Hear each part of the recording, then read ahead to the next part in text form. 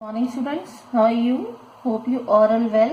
So student, today our topic is subject verb agreement from your course book volume 2 English. ठीक है, आज आपका topic रहेगा subject verb agreement. तो student इसको मैं अच्छे से आपको एक्सप्लेन करूंगी बोर्ड पे. आपने इस टॉपिक को अच्छे से समझना है. ठीक है, अगर आप इस वीडियो को ध्यान से देखोगे तभी आप समझ पाओगे कि सब्जेक्ट वर्ब एग्रीमेंट क्या है, वर्ब्स, हेल्पिंग वर्ब्स का क्या रोल है, सब्जेक्ट के साथ हम उन्हें कैसे यूज करते हैं. सो लेट्स स्टार्ट.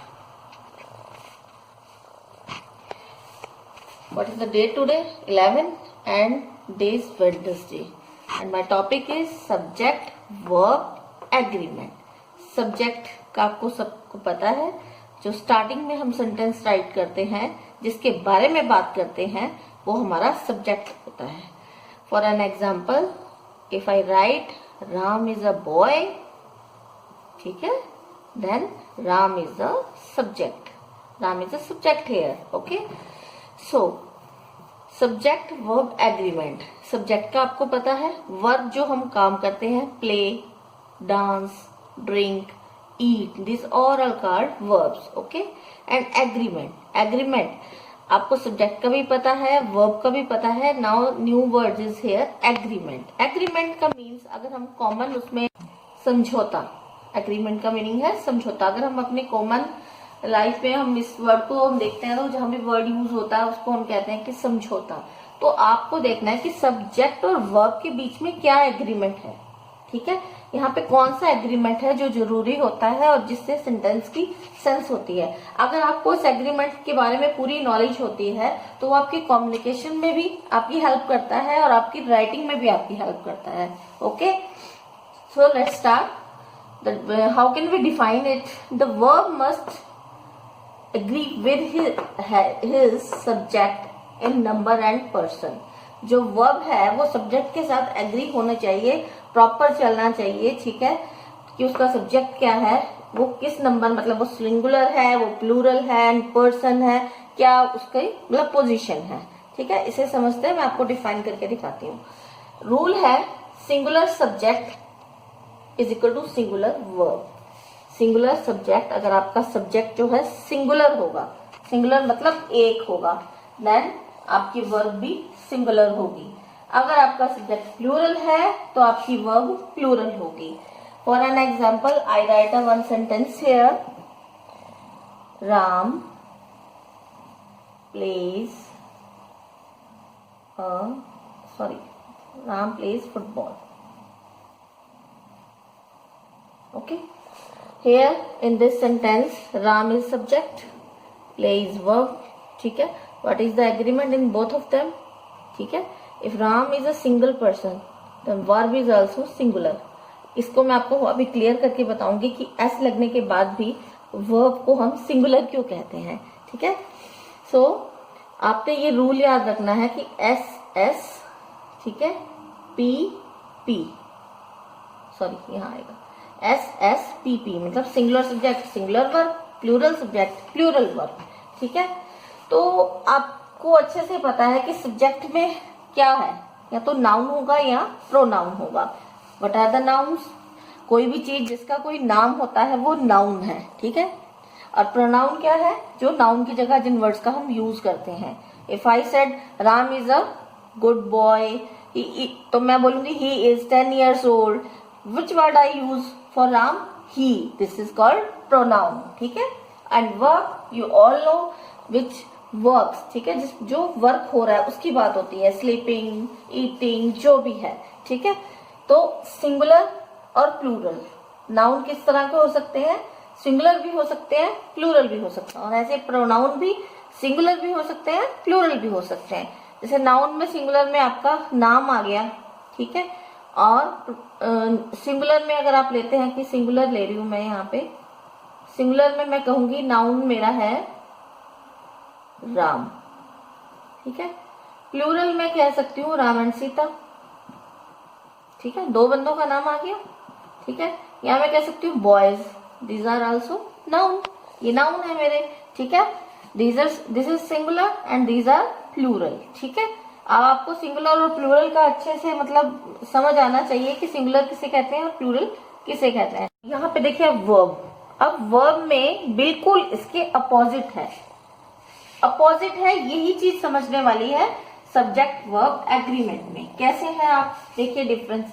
यहाँ पे सिंगुलर में क्या है, एस या ईएस अगर वर्ब में एडेड है तो वो सिंगुलर में आता है। ठीक है, अगर एस या ईएस ऐड नहीं है वर्ब में तो वो प्लूरल में आता है। ठीक है, फॉर एग्जांपल पहले हम यहाँ देखते हैं नाउन में, अगर बॉय है तो ये सिंगुलर है, लेकिन अगर बॉयज को लिख दूंगी मैं इसे तो दिस इज प्लूरल। ठीक है, ये सिंगुलर है मेरा, ये प्लूरल है। Cow cows plural, box boxes, जैसे आप करते आए हो कि ये सिंगुलर से हम प्लूरल बनाते हैं, यहाँ नाउन से हम नाउन को चेंज करते हैं, ये सिंगुलर नाउन हो गया और ये प्लूरल नाउन हो गया। But here it is, there is a difference. How it's, this is a single, ये एस जब वर्ब के साथ लग गए हैं तो ये सिंगल में आएगा, इट मीन्स वर्ब यहाँ पे सिंगल है, और जब इसके साथ एस रिमूव हो जाता है तो आपकी ये प्लूरल है। देखिए प्लूरल है, मतलब अगर ईट्स है, मैं लिखती हूँ Ram Yeats, it means verb आपकी सिंगुलर है। ये आपने बहुत ध्यान से समझना है, क्योंकि हम क्या करते हैं, एस जहां पे भी हमें दिखता है हम वहां कहते हैं कि ये प्लूरल है, but in verb this is totally opposite fact. यहाँ पे अगर एस होगा तो it means your verb is singular. ये आपने बहुत ध्यान रखना है इस चीज का।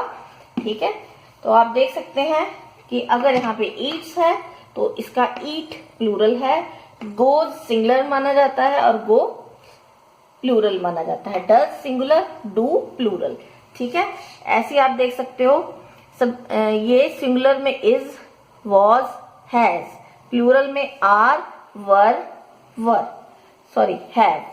ठीक है, आप एक चीज और नोटिस कीजिए, यहाँ एस आ रहा है। ठीक है, अब इन तीनों को अगर हम देखते हैं तो ये तीनों पार्ट है सिंगुलर के, सिंगुलर वर्ब के साथ यूज होते हैं। ही इज, ही वॉज, ही है, तो इस टाइप से आप इससे भी आइडिया ले सकते हैं कि चाहे हेल्पिंग वर्ब है चाहे दूसरी वर्ब है वर्किंग वाली, दोनों में जहां पे भी एस आ रहा है तो वो आपका सिंगुलर में ही काउंट होगा। ओके, बस आपने ये देखना कि इससे टोटली डिफरेंट है यहाँ पे।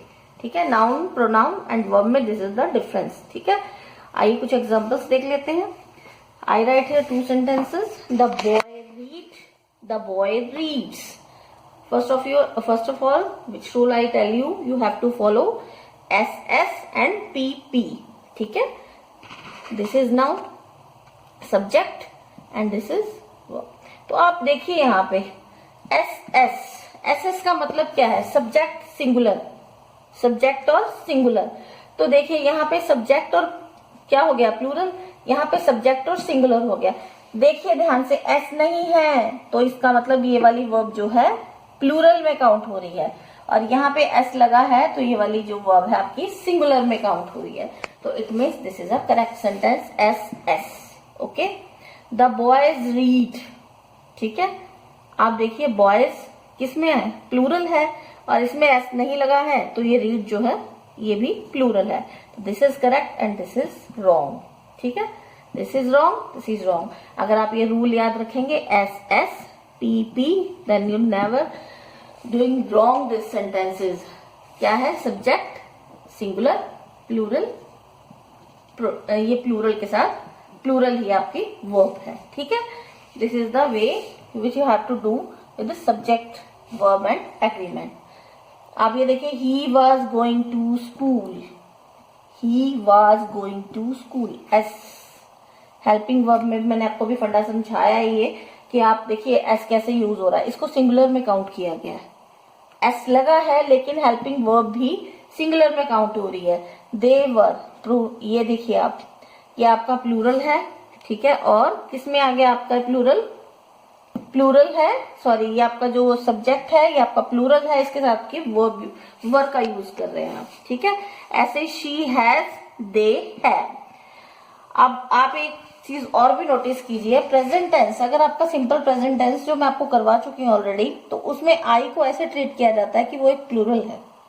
ठीक है। तो इसमें हम आई के साथ हैव का यूज करते हैं, आई हैव वेग, आई हैव ईटन।